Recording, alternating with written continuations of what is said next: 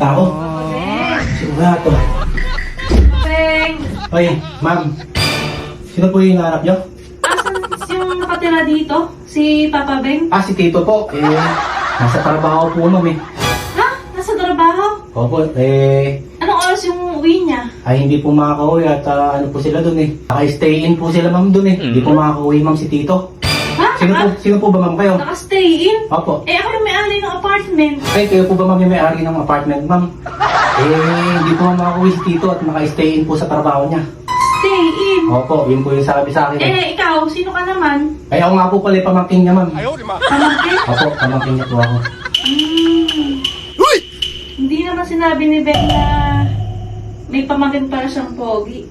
Kaya nga, hindi naman po ma'am. Bata at sariwa. Eh, Siya pala maiba tayo. ano po ma'am yan? Kasi ang upa dito, 1 month advance, 2 month deposit. Opo. Binigay niya 1 month.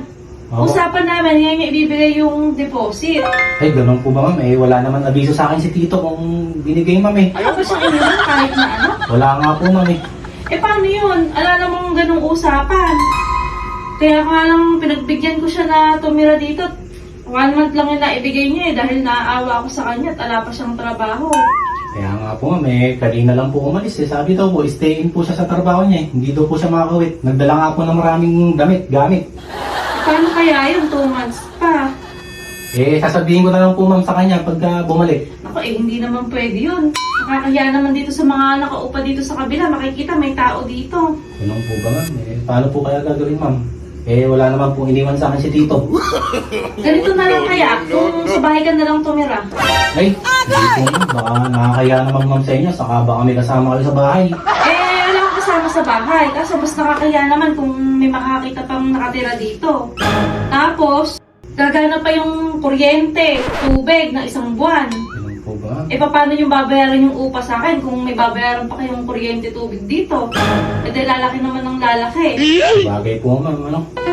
Sige po ma'am, kung yun po ma'am yung gusto nyo para po hindi na po magka-problema po O, sa apartment. tamang-tama. Doon, libre ka lahat. Libre kuryente, libre tubig, may aircon, may wifi. Talaga po ma'am, may wifi? Oo, may wifi, Unli Connect. Sana all! Sige po ma'am. Ikaw na lang mamimili, wifi, bluetooth, connect lang na connect. Connect lang ma'am connect sa inyo. Oo naman. Papasok na lang po ma'am yung cellphone. Unli kain, Unli Connect, libre. Ay, napagkasarap po pala ma'am sa inyo. Tara na po, hindi na po ako. O sige, ano? Susunod ka na lang? O sige po ma'am, dadala pa po ba ma'am ng damit ko? Oo, dali mo na lahat ng damit mo. Hindi ka matitira, di ba? Para alalang tao dito, sasara na lang natin. Sige po ma'am, susunod po ma'am ako. O sige, maghuhugas lang ako, mauna na ako. Saan po ba? Saan po yung bahay niyo? Doon lang sa may bunga. Sa unang bahay po dyan. Okay, nadaanan mo doon. Sige Pagka po. papasok dito. Doon na po ba ako kakain ma'am? Siyempre naman, doon ka nakakain. Sige po ma'am. Kaya nga maghuhugas na ako para pagdating mo, kakain ka na lang. Tama ma'am.